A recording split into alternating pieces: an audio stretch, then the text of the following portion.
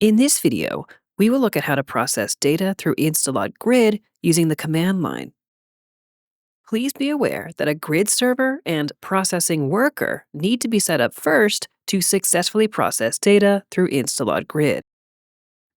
Processing files through InstaLOD Grid using the command line is a quick and easy task and is done similarly to local processing of InstaLOD through the command line. With the command line open, we're going to change the directory using cd and navigate to our InstaLOD Pipeline folder.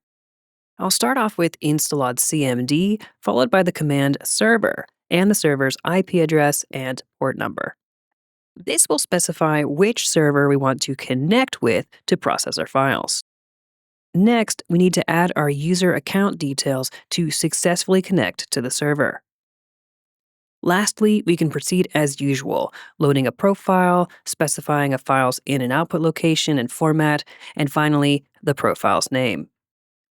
With this done, we can press enter and have the file sent to the grid server, which will then get processed through a processing worker.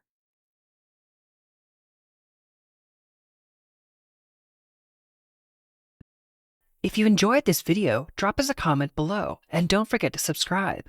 For the latest news about InstaLOD, please visit our website, follow us on X, join us on Discord, or sign up for the Abstract community. You can find all the links in the video description below. Thanks for tuning in, and we'll see you in the next one.